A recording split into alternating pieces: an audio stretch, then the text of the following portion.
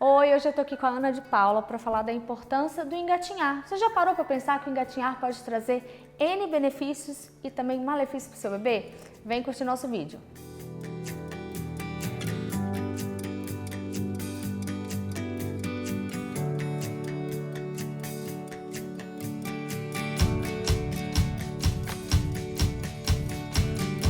E aí, Ana, como que é essa questão da importância do engatinhar? Bom, eu sempre falo que, graças a Deus, que os nossos bebês não saíram da nossa barriga e começaram a correr imediatamente, que a gente teve um tempinho para se adaptar e eles ficarem mais quietinhos, né? Eu acredito que as fases que o bebê passa são muito importantes, porque em cada fase, cada parte do corpo vai ser estimulada. Por exemplo, se a gente colocar o bebê na fase inicial, que ele fica de barriguinha para cima, ele vai estar estimulando a musculatura do core. Então, Ana, nessa fase que tá com a barriguinha para cima, que tá trabalhando toda essa musculatura abdominal, seria legal colocar tipo um brinquedo aqui ou aqui da criança para ela tentar fazer essa rotação e estimular ou não? Então, geralmente essa fase ela começa desde o recém-nascido e vai até os 3, 4 meses. Naturalmente, o bebê já vai estimular toda essa região do core, do núcleo. Tá. Não há necessidade de muito estímulo. Porém, se quiser colocar um brinquedo para o lado ou outro, na fase de rolamento, pode ser uma solução, pode ser algo interessante para estimular essa fase de rolar. E logo também, o que é interessante lembrar que quando o bebê vira de barriguinha para baixo, tá, que vocês vão olhar na imagem também, a gente vai começar a ver que a musculatura extensora das costas começa a ser estimulada. E aí é a hora que eles empinam, é a hora que eles começam a empinar, exatamente. E isso também é muito importante, porque muitas pessoas, às vezes adultas, não têm essa musculatura ativa. Porque quando criança não brincou, assim. Ou não brincou ou perdeu. Pelo motivo de ficar muito tempo sentado, com a postura torta, olhando para baixo. E tudo que a gente trabalhou durante a infância foi perdida logo depois. Entendi. Então vamos lá, primeira fase do engatinhar é a barriga para cima, formou musculatura, a rotação vira para a barriga para baixo. E aí o ideal é deixar, por exemplo, sempre livre num tapetinho para forçar o quanto porque a criança, minha mãe falava assim: Marcele, tem muito tempo que ela tá de barriga para baixo, forçando. Ela vai ficar cansada. Eu falei, mãe, ela vai ficar cansada, ela vai virar de barriga para cima e vai dormir. Exato. A criança ela vai sabe. Ela vai chorar, ela vai dar um sinal. Ela sabe o limite dela, ela dá. Isso é verdade, né? Isso é muito importante, porque a criança, o bebê, ele sabe o que é melhor para ele. Muito mais do que a gente, como os pais, né? Então, assim, ele sabe qual é o limite que ele pode ir. A gente não precisa ficar dando muito estímulo externo, exceto casos de problemas de desenvolvimento, mas uma criança normal, ela é tão inteligente que ela sabe o que ela precisa. É instintivo também para eles, né? Da evolução, né? Chega a ser instintivo. E aí depois quando ele coloca esse dorso para trás, logo depois vem aquela fase do bumbum que fica parecendo uma bicicletinha. Que é a fase de 4 apoios, né? Que é um preparo, um início para o engatinhar. Que mais ou menos na fase dos 7 meses, que eles começam a ficar nos 4 apoios e logo eles vão para a fase do engatinhar. E o 4 apoio é muito interessante porque se você, pai e mãe, tentar ficar nos 4 apoios, às vezes você vai sentir dor no punho, dor no tornozelo, mas o bebê ele consegue distribuir todo esse peso nas articulações, porque ele já está preparado para isso. Ele começou lá na barriguinha para cima. Entendi. Entendeu? E depois aí já vira o engatinhar. E já vira o engatinhar e é onde ele começa a estimular essas duas fases, esses dois lados do hemisfério do cérebro. O movimento de engatinhar, como ele usa movimentos contrários, o braço direito com a perna esquerda cruzado, né? Cruzados. Soldadinho. Isso. Ele estimula os dois hemisférios cerebrais. E o que eu vejo muitas crianças que os pais falam, ele não quer engatinhar, quer andar direto. E aí quando a criança começa a engatinhar, pega a criança, coloca de pé, normalmente perto do sofá, para poder a criança, né, conseguir. E ela consegue se apoiar aí de um lado pro outro. E ela perde essa fase do engatinhar. o que acontece com a criança que não engatinha e os possíveis problemas que dão no adulto, né? Porque às vezes a gente só pensa na primeira infância, Agora, mas tudo a gente carrega para a vida, sim, né? Sim. Então, como um dos pontos importantes, como eu falei agora, é esse estímulo dos 2 hemisférios do cérebro, que se a criança não estimular, talvez ela vai perder. Outro fator importante, que o engatinhar já é uma preparação pro caminhar, para a marcha. Tá. Porque os movimentos de engatinhar são muito similares ao da marcha. Então, uma criança que não engatinha e não estimula toda essa musculatura, que no caso, por exemplo, se a gente colocar o braço direito com a perna esquerda, se olharmos num sling frontal anterior, a gente está trabalhando toda essa musculatura, desde o braço, oblíquo e perna. Tá. Se a gente olhar na parte posterior, a gente vai estar trabalhando os extensores, as costas e o glúteo. Então, são músculos muito importantes que vão nos ajudar na caminhada e na corrida. E se a criança pulou essa fase, provavelmente ela vai sentir isso mais pra frente. Ou vai ser aquele andar, a criança anda, ela não engatinhou, ela anda, mas é um andar mais, não sei se a palavra é débil, mais bobo, mais sonso, ou não? Pode ser, dependendo do estímulo que ela teve logo após essa fase que ela pulou. Entendi. Porque às vezes essa fase ela perdeu, mas na próxima ela ganhou. Porque na verdade também a gente tem que pensar que o nosso cérebro ele é muito plástico, né? Hoje em dia se fala muito da neuroplasticidade. Tá. Que o cérebro ele tem essa capacidade de se regenerar. Por exemplo, tem um livro que fala que um cientista muito famoso, ele recuperou o pai dele, que teve um AVC, usando o engatinhar. Através do movimento de engatinhar, ele conseguiu reabilitar o próprio pai. Até que ele andasse. Até que ele andasse.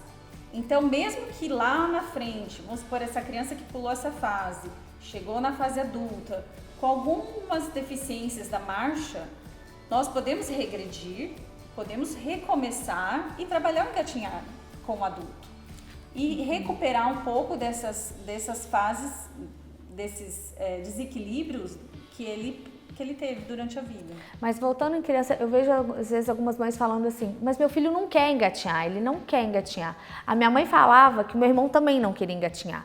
E aí o que ela fazia? Ela passava uma fralda na barriga dele, amarrava como se fosse uma trouxa, né? A barriga, e ficava puxando ele assim para ele estimular, colocar a mão e o joelho, porque ele foi prematuro, então ela não sabe se isso que fez ele ficar um pouco mais lento ou não sei se é nem essa palavra, ou se era dele mesmo. Eu acredito que é muito mais da criança do que qualquer coisa.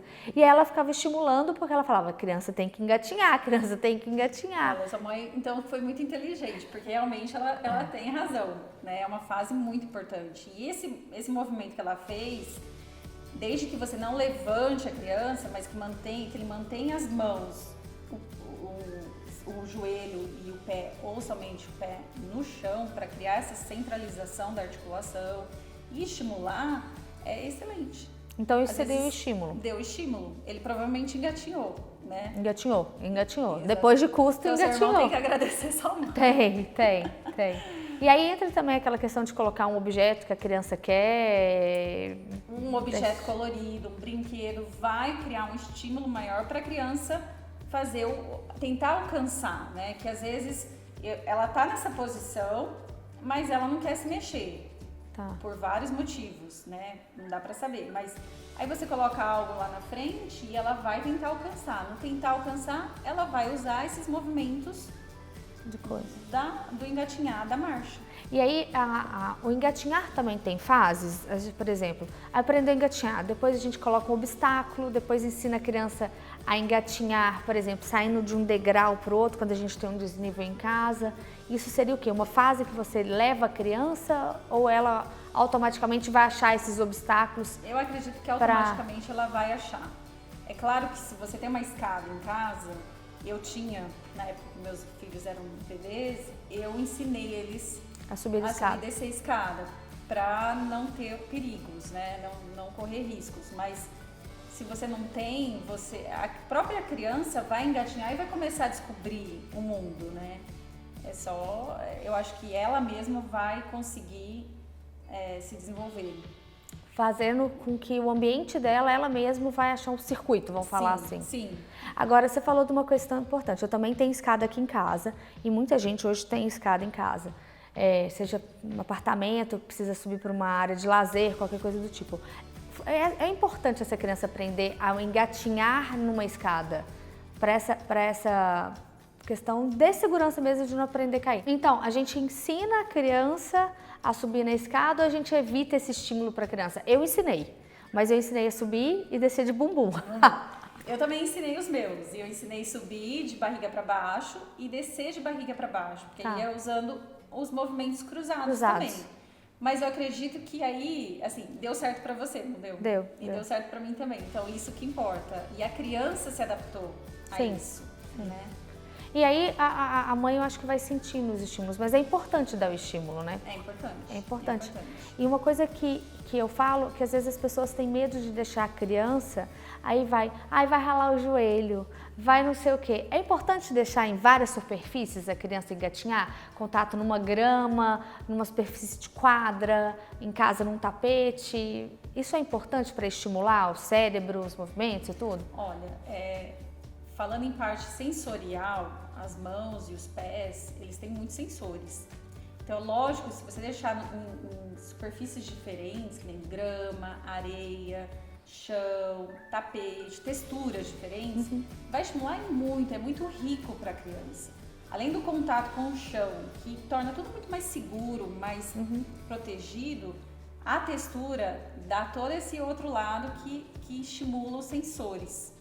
Que a mão tem muito e o pé tem muito. E dá segurança para a criança, E dá né? segurança. Porque de repente ela só fica, ela só engatinha naquele tapete lisinho, fofinho. Aí de repente você leva ela num parquinho, que é emborrachado, a criança vai, ela trava. E ela vai entender, se estiver machucando, se não estiver legal, ela vai parar, ela vai sentar, ela vai olhar em volta, ela vai buscar alternativas, né? Isso que é muito interessante. Eu acho muito rico para as crianças, todo um ambiente diferente, não ficar sempre no mesmo lugar. Ambiente. E uma pergunta, engatinhar com sapato ou sem sapato? Boa pergunta. Então, quando a gente coloca sapato na criança, você corre o risco de mudar, alterar essa marcha da criança. Tá. Falando em engatinhar, você corre o risco de causar uma rotação interna ou externa do quadril, tipo o joelho para dentro ou para fora. Então, se você tem que tomar cuidado que tipo de sapato que está colocando, se é um sapato mais rígido ou se é um sapato mais flexível. Tá. E se nós pensarmos nos estímulos sensoriais que estávamos falando, o descalço seria o melhor.